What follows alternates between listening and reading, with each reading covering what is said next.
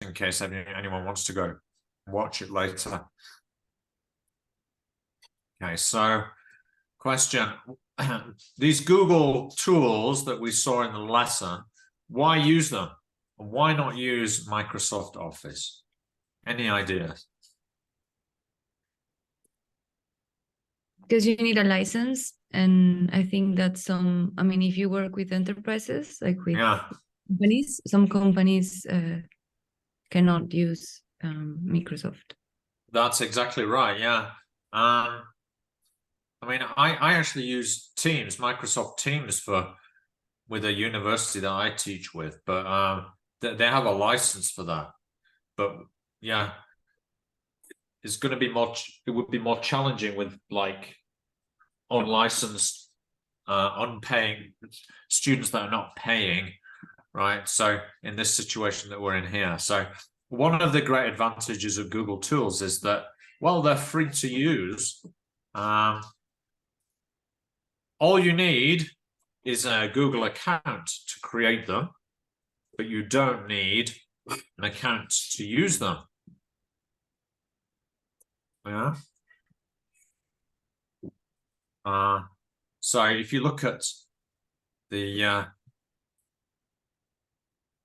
what I was using today, you can see at the top here that I've got a Google account. And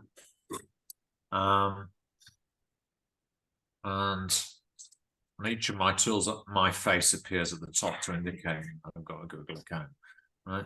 But the students using it don't need a Google account. So that's the great advantage. It's the easy access to it. Some of it, you might think maybe it's a bit primitive now. We've been using these tools for quite a few years now. So let's just go through them one by one.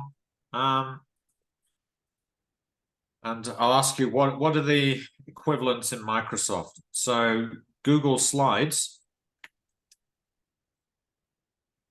What's the Microsoft equivalent of Google Slides? PowerPoint. Yeah, it's PowerPoint, isn't it? Yeah. So this is the Google Slides here. And you can see that it works as a traditional PowerPoint. It's a bit simpler. Quite good for presentations. But the great advantage is that you can make it more interactive by sharing. When you want to share, make sure you switch. It's automatically on viewer, right? So you need to change it to editor, copy the link, send it to the students in chat, and voila, the students now have access and can write on those slides, making it instantly more interactive. Yeah, there are other things you can do as well, I have a question here. These pointers, yeah. Sorry, Andrew. Do they have access and they can modify the slide even though they don't have, or they haven't synced in or logged in a Google account? They don't need to have a Google account, no. Okay. Not necessary, but you have to have a Google account to create them. Yep. Yeah. Thank you. That's all that's needed. Yeah. But, So but would they be able to modify or edit the files? Well,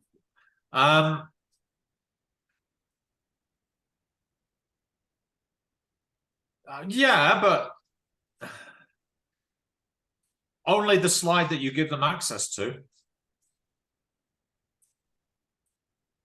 Okay. Only this file, right? So obviously they can mess around with it if they want to.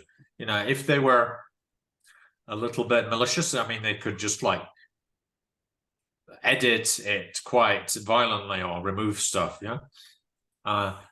But you know, we rely on their good intentions. Yeah.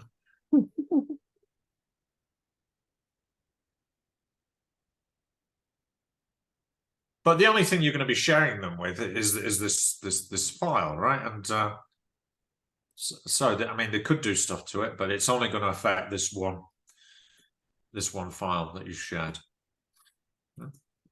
So that's Google Slides. It's also quite useful for writing tasks. You can get them to write paragraphs on there for your writing lessons. But that's a way off, yeah. Now, what other tools did we have? What about Google Docs? What's the equivalent in Microsoft? Microsoft Word. That's Word, yes. It's a simpler version of Word, isn't it? And that was for this observation task I gave you. Very useful for things like, well, longer text writing, editing, table completion. For practice activities, it can be quite useful. Again, share. Make sure it's changed to editor. Viewer to editor. Copy the link. Another tip is to make sure that you've got all your links saved somewhere safe, because you don't want to be fiddling around during the lesson. Right, so I have them on my notes pad on my Mac here. Yeah? So you can see all the links here. All I do is copy and paste them into the chat.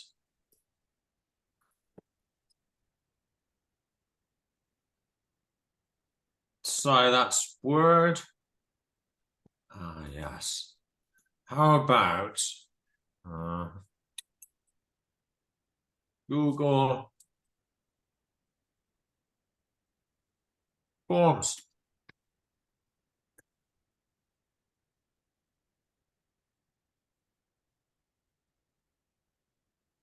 It doesn't really have a Microsoft equivalent as far as I know. But this is very useful for making little questionnaires. Yeah. So, for example, if you're doing some sort of listening or reading activity, you can take a screenshot of the material from the course book and insert it into the Google form, and then you can add some questions here, a little task, and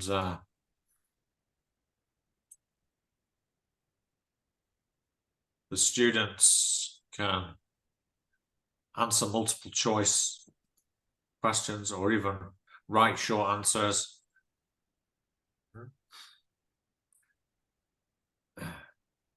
Once they've listened, they submit, and you can easily check their answers by looking at the responses there.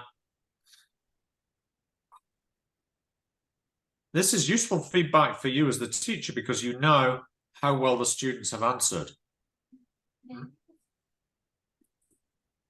That was quite straightforward. On the question answer task here, it was a bit more mixed, wasn't it?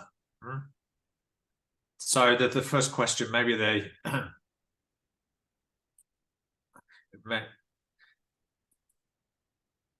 it was early in the activity, maybe one of them made a mistake with their answers. Yeah? Has he got a laptop? Yes, he has. No, he hasn't. Right. Yeah, that was correct. He's got a pair of scissors. Yes, he has. He's got a lamp. Ah, look. There was a mistake there. So I possibly needed to highlight that, yes, indeed, there was a lamp.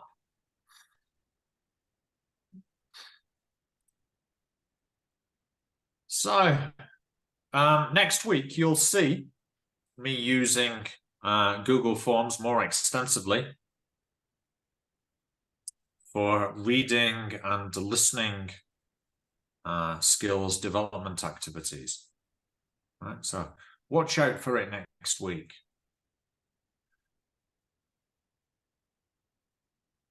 Forms very useful.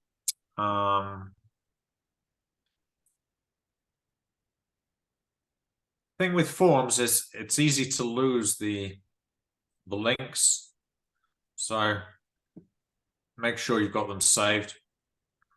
Shorten the URL. This is what you send via the chat to your students. Get the students to confirm they received it. Then you play the audio. Right. Or set them to read. If you want to see what the student's view is, you press preview like that. A useful tool for online teaching.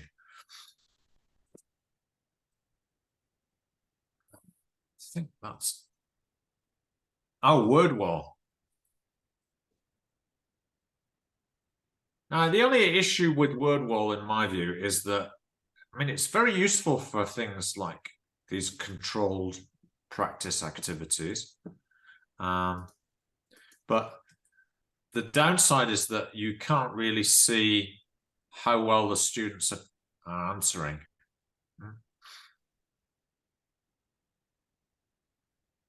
So there are other applications you might want to, you could experiment with.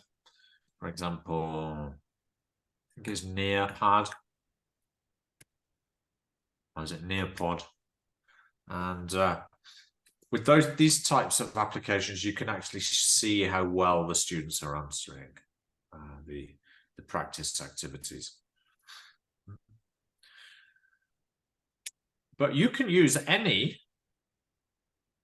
application into any interactive tool that you're comfortable with.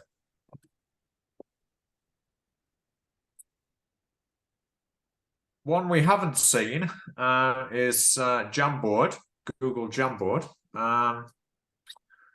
Unfortunately, Google is phasing this out. So we've only got about another year of Jamboard before it gets phased out and into something else. But hopefully we'll be able to save all our materials. What is how would you describe Jamboard? Has anyone seen it in action? Yes, I love to use it.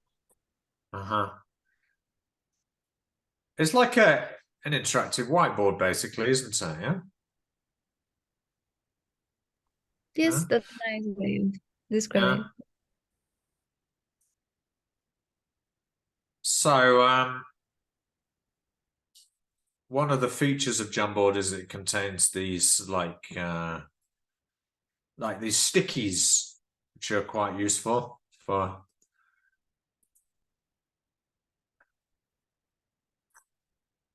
these colored sticky notes, like a bit like Post-its. Remember Post-its? Yeah. So you can write on them.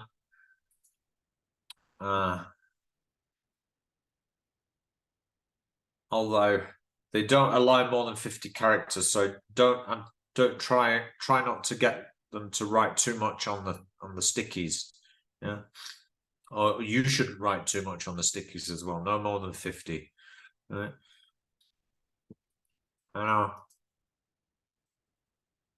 So maybe we can make a little introductory activity for next week. Because next week, you teachers will please prepare a getting to know you activity. So you get to know these students, right? So this is a good way of experimenting with tools like Jamboard. So as you can see, this is about me. I've given you some clues already because I sent you an email with some information about me on them. Can you guess what 17 might stand for?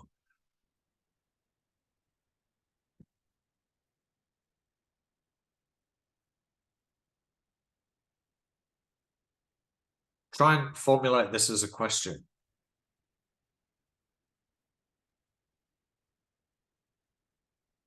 Like, is it your son? Is he 17? Is it the years you've been doing this? Oh, no. Longer. I mean, at Celta tutor? No.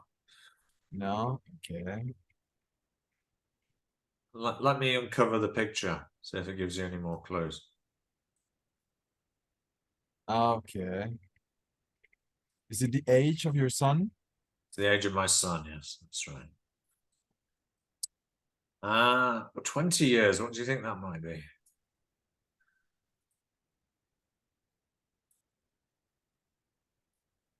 Living in Mexico? Oh, married. Okay. Married, yes. So This year 20 is our, yes, this is our 20th anniversary, yes. And what about this one too? You have two blue one. pets, right? Oh, that's right, 2 pets, yes.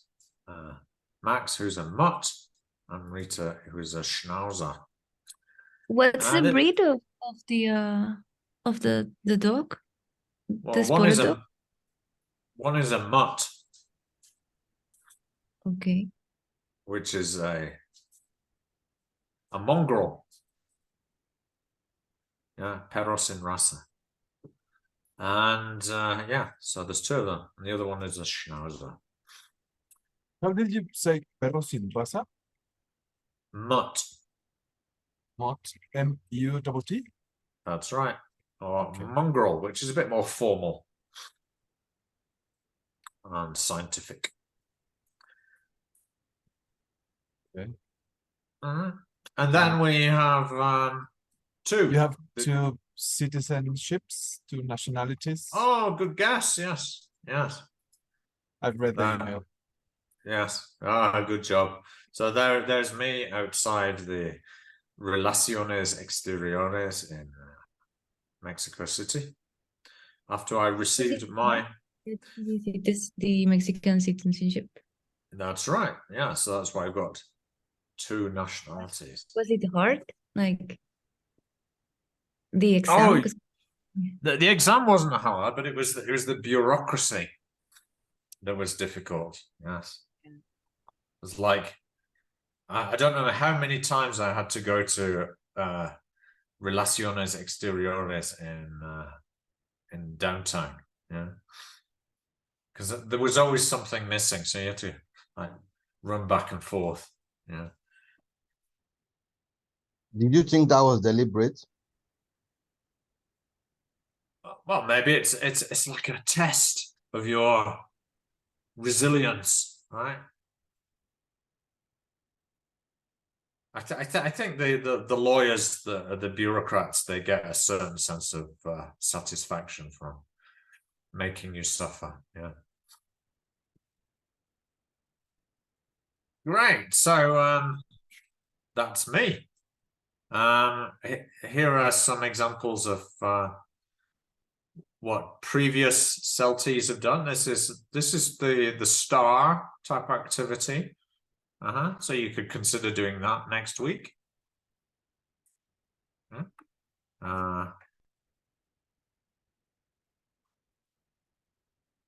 It's among the different activities you could consider. I'll send you another handout as well, so to give you some ideas. Okay. Oh, that was quite good because it's kind of obscure what the numbers stand for. So that makes the students ask lots of questions. If you make it too obvious with this guessing game, the game is over in like 2 minutes. But if you keep the numbers like fairly obscure, makes them ask lots of questions. All right. So I'm going to share with you this link, and I'd like you just play around with it for a few minutes and see if you can try and, well, at least begin to design an activity for next week. So let me just put your names on one slide. So Daniel, you're going to be slide 7. And you just move along the ones at the top until you get to your slide. Yeah? So you can also easily duplicate the slides. So make sure that each student has a slide. So that's Ruben. And slide 9 is Lustimar.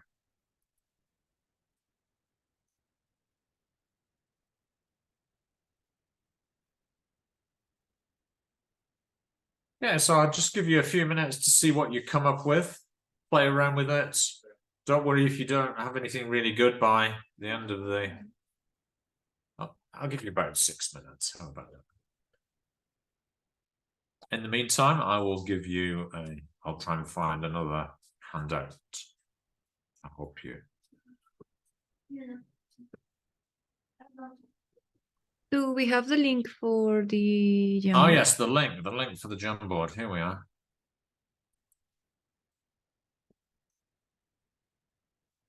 No, that's Word one. Sorry. Editor, copy link. Try that.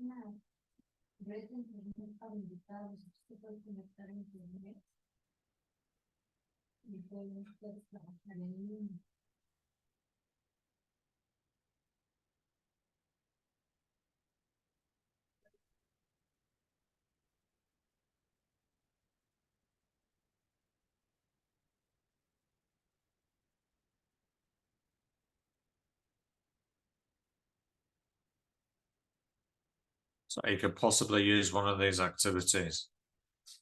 I don't think name game is going to work very well. But stars you could definitely do. True or false. Or the guessing game. with the pictures and numbers and so on.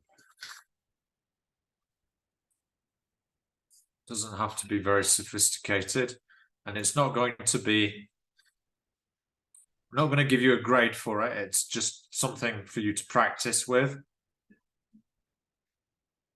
and basically get to know the students.